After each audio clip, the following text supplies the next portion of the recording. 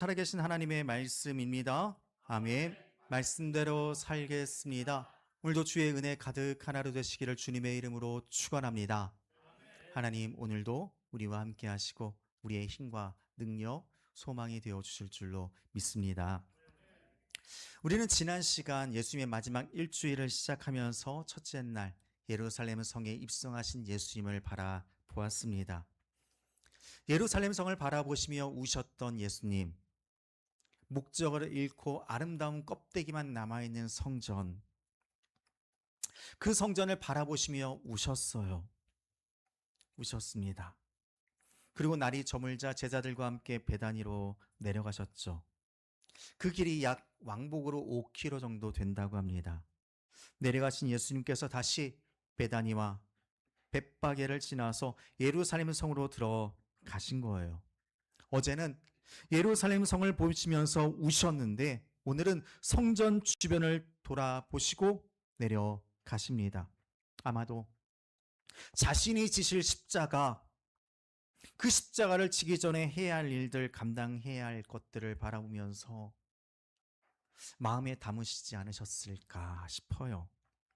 그렇게 예루살렘에 다시 오신 예수님께서 가장 먼저 행하셨던 일, 그것이 바로 오늘 성경에 등장하는 성전을 청결케 하신 사건입니다.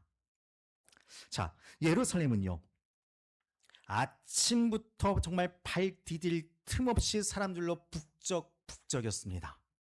왜냐하면 그도 그럴 게 흩어져 있던 수많은 유대인들이 전국 각지에서, 아니 전국이 아니죠, 세계에서 각지에서 예루살렘으로 향하고 있었습니다.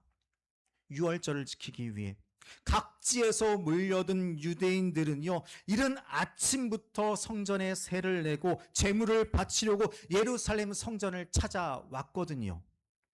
예루살렘 당시 성전은요, 헤롯 성전이라고 불렀는데, 헤롯이 예루살렘을 증축하면서 본래 성전과는 다른 모습으로 조금 바꿔놨습니다. 그러면서 생겨났던 게 바로 오늘 문제의 장소인 이방인의 뜰이에요. 본래의 성전이 있고 성전 옆에 새롭게 조성된 공간이 있는데 그게 이방인의 뜰이었고, 그 공간에는 누구든지 올 수가 있었던 겁니다. 전주에 한번 가보신 적 있으십니까? 전주에 가면 유명한 게 있어요. 그게 뭐죠? 우리 교회 성도님들은 오직 교회와 집과 성경밖에 모르시기 때문에 또 전주에 또 안 가보셨나 보네요. 전주엔 비빔밥이 유명하죠. 전주에 유명한 게 또 한 가지가 있습니다. 그게 뭔지 아십니까? 한옥마을. 한옥마을 가보셨나요? 한옥마을에 가면요, 다 이쁜 한옥마을이 있을 것 같은데 한옥마을은 죄다 상점입니다. 제대로 된 한옥 보기가 쉽지가 않아요. 그냥 상점들이 죄다 상점이에요. 그러다 보니까 한옥의 느낌이 나는 곳에서 사진을 찍을 수 있도록 포토존을 따로 또 만들어 놨어요. 한옥 마을인데 한옥 마을이 상점밖에 없으니까 그 느낌이 제대로 나질 않는 거예요. 그래서 사진을 찍을 수 있는 장소를 또 만들어 놓은 겁니다. 그 건물들을 배경으로 예쁜 사진을 찍을 수 있도록. 마치 이방인의 뜰이라는 곳이요, 그거와 비슷해요. 여기서 많은 편의시설들을 제공했고요, 유대인이 아니라 이방인들도 여기까지는 올 수가 있었던 거죠. 그런데 이방인들은 그 이방인의 뜰 안으로 더 깊은 곳으로는 갈 수가 없었습니다. 낮은 담을 딱 쌓아놓고 그곳에 이런 경고문이 써 있었다고 하죠. 이곳을 넘어가면 이방인은 반드시 죽는다라고요. 무시무시한 경고를 담아두고 있었다고 해요. 이방인은 딱 거기까지 들어올 수 있었던 겁니다. 그럼 하나하나 좀 살펴보자고요. 자, 이방인의 뜰에서 여러 편의시설을 제공하기 위해 만들어진 곳이에요. 그럼 거기서 장사를 하는 게 잘못된 겁니까? 뉘앙스를 보면 아시겠죠? 여기서 장사를 하는 게 잘못된 겁니까? 그런 용도로 쓰여지고 있는 곳이었어요. 편의시설을 제공하는 공간이었고요. 원래 사람들이 북적북적이는 곳입니다. 여기의 모습은 어땠냐면 거기에 환정상들이 있었어요. 돈을 바꿔주는 사람들. 각 나라에서 왔거든요. 그런데 각 나라의 돈에는요, 그 나라의 임금의 얼굴이나 유명한 사람들의 얼굴이 적혀 있잖아요. 그려져 있잖아요. 그걸 성전에 낼 수는 없습니다. 그렇기 때문에 그 돈들을 바꿔주는 거예요. 성전에 낼 수 있는 돈으로. 그런 사람들이 거기에 있었다라는 거예요. 그리스, 시리아, 페르시아, 페니키아 여러 사람들이 오니까 성전에 드릴 수 있는 돈으로 바꿔주는 일들을 하게 됩니다. 겉으로 보이기엔 그런 것이지만 그 사람들이 그 돈을 바꿔주면서 그냥 쉽게 바꿔주지는 않았겠죠. 많은 이득을 취했습니다. 자, 그들만 있는 게 아니에요. 이방인의 뜰에는요, 비둘기를 파는 장사꾼들이 가게를 차리고 있었대요. 예루살렘의 성전을 찾는 수많은 사람들, 하나님께 제물을 드리기를 원했고 하나님께 제물을 드릴 흠없는 제물을 찾아야 됐는데 다른 데 가면 잘못하면 흠 있는 물건을 찾을 수 있잖아요. 그러니 여기 오면 흠이 없다라고 보증되어진 제물들이 있었던 거죠. 그러니까 그 물건들을 사람들이 살 수 있도록 편의를 제공했던 겁니다. 어때요? 괜찮잖아요. 잘못된 겁니까? 왜 갑자기 또 다들 이상한 표정을 지으십니까? 여기서 이렇게 하는 게 잘못된 거예요? 뉘앙스를 보시면 돼요. 이게 잘못된 거냐고요? 예? 잘못된 거예요? 아니잖아요. 그런데 문제는 뭐냐면 이 모든 게 자기의 이득을 취하기 위해 했다라는 거죠. 이런 거예요. 재물을 성전 밖에서 사오면요, 온갖 트집을 잡는 겁니다. 이건 이래서 안 되고 저건 저래서 안 되고. 밖에서 사갖고 오면 안에 가지고 들어갈 수가 없는 거예요. 그러니까 또 어떻게 해야 돼요? 거기서 또 사야 되는 겁니다. 가지고 온 건 또 가지고 가야 돼요. 이런 불편함을 만들어버리는 거죠. 그렇게 함으로 인해 다른 곳에서 사온 재물을 안으로 들어가지 못하도록, 여기서 사온 것만 가지고 들어갈 수 있도록 높은 가격을 매기고 팔았던 겁니다. 그러니 울며 겨자 먹기로 사야 했던 거죠. 하나님께 좋은 것으로 드려야 한다라는 그 마음, 하나님께 재물을 나는 드리고 싶다라는 그 마음을 그들은 착취의 수단으로 삼았던 겁니다. 이방인의 뜰에서 이런 일들이 일어나고 있으니까 예수님이 둘러 엎으신 거예요. 근데 단순히 폭리를 취했기 때문에 엎으신 건 아닙니다. 예수님께서 성전을 뒤엎으신 이유, 또 하는 이유가 있었어요. 그건 바로 여긴 원래 장사도 할 수 있는 곳이고 사람들이 자유롭게 왕래할 수 있는 곳은 맞아요. 예수님도 그거 아셨을 거예요. 근데 생각해 봐야 할 건 이 장사를 그럼 어떤 사람이 했을까에 대한 겁니다. 누가 했을까? 어떤 사람이 할 수 있었을까? 성전 안에서 환전상을 하려거나 재물을 파는 장사를 하려면 특별한 자격이 있어야 했습니다. 레위인의 신분으로서 제사장이 되기 위한 필수적인 과정을 통과한 사람들만 할 수 있었던 거죠. 대제사장과 친분이 있어야 했을 거예요. 그러니까 검사를 마쳤다고 하는 동물들은 무사 통과할 수 있었겠죠. 제물을 드리는 양, 비둘기, 자기들이 파는 건 무조건 들어갈 수 있다. 이 말은 실패할 수 없는 장사였던 겁니다. 그냥 안전하게 돈을 긁어 모을 수 있는 특수 산업이었기 때문에 성전 안에서 매매하는 권세를 얻었다라는 건요, 세 가지가 보장된 거예요. 많은 수입, 특별한 지위, 그리고 권세입니다. 그렇게 제사장과 레위인들이 이방인의 뜰에 나와서 장사를 하고 있었다고요. 예수님이 정말 분노하신 이유는 바로 여기에 있는 거겠죠.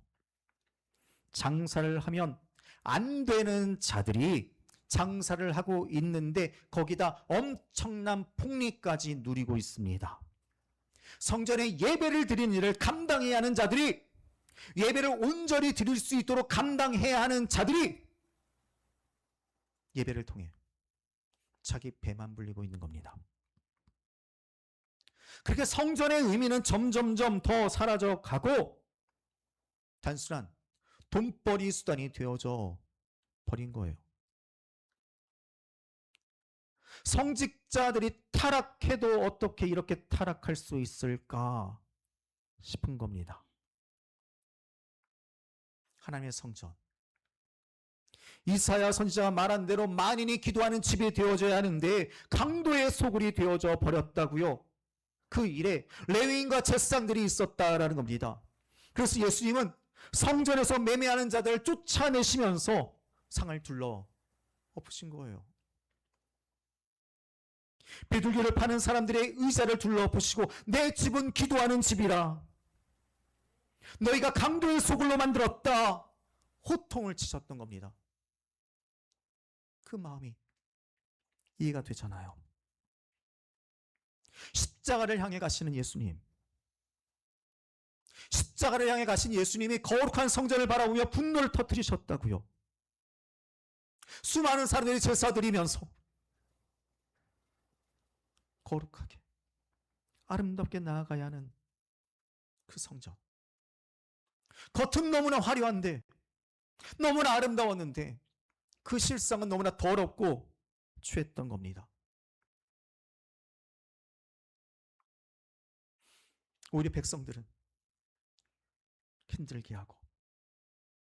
그런데요, 예수님이 이런 예루살렘의 성전을 청결케 하시는 모습을 보이기 이전에 먼저 있었던 일이 한 가지가 더 있었어요.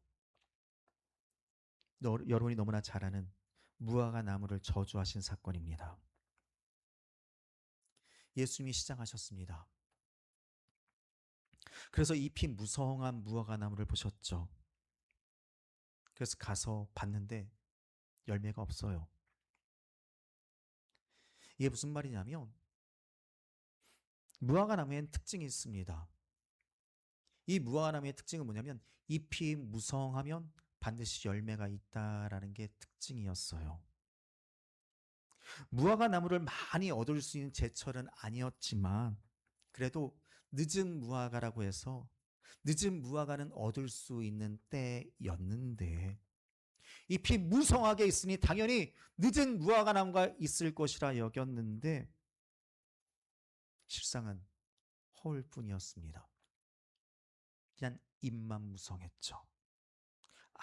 아무런 열매가 없었어요. 겉은 화려하지만 속이 텅 비어버린 무화과 나무를 바라보시며 예수님 미리 보셨겠죠. 저 멀리 화려한 예루살렘 성전을 바라보시고 가까이에 멋있고 잎이 무성한 무화과 나무가 있었던 겁니다.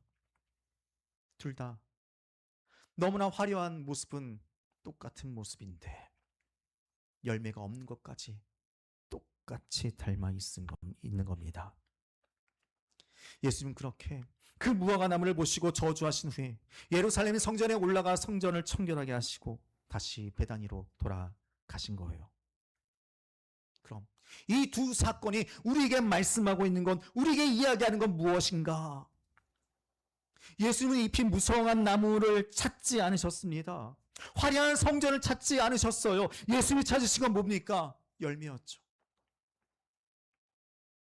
예수님이 찾으신 건 겉사람의 아름다운 모습이 아닌 속사람의 아름다움이었습니다.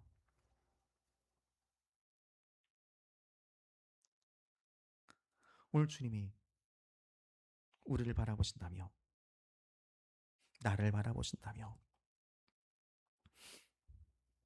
어떨까? 오늘 우리는 어떻습니까? 우리의 모습, 사람들에게 보이기 아름다운 모습만 꾸미고 겉으로 보이는 거룩함만 보이며 살아가고 있진 않는가? 교회에서의 모습만 하나님을 믿는 그리스도인답고 세상 속에선 똑같이 살아간다라며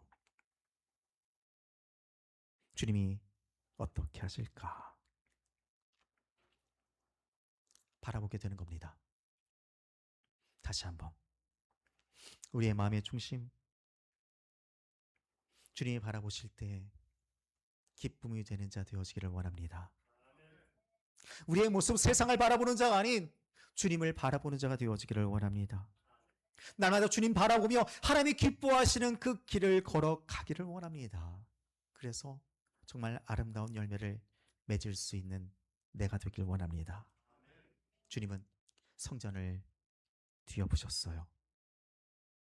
오늘 내 안에 뒤엎어야 할 상이 혹시 있진 않나요?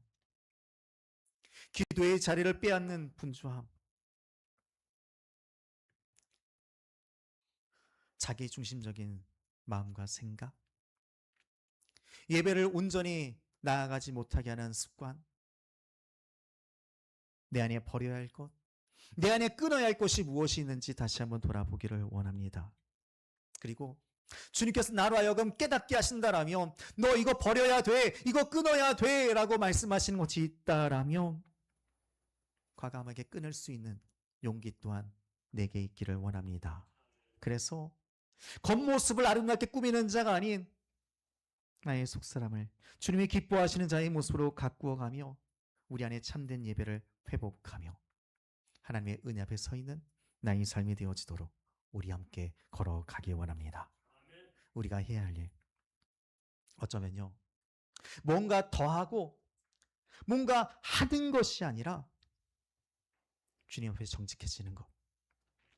그래서 주님께서 내 안에 둘러엎으실 것이 혹시 있다라면 그것들을 끊어버리고 과감하게 내어드리는 것. 오늘 주님이 우리에게 원하시는 것이 아닐까. 그렇다면 그것들을 온전히 주님께 내어드릴 수 있는 용기가 여기에 모인 우리 모두에게 있기를 주님의 이름으로 축원합니다. 예수님의 마지막 일주일, 이제 또 하루가 지납니다. 한 주간 내 안에 버려야 할 것, 끊어야 할 것 온전히 내어드리며 하나님의 기쁨이 되는 자로 온전히 걸어가는 여기에 모인 저희 모두가 되기를 주님의 이름으로 축원합니다. 기도하겠습니다.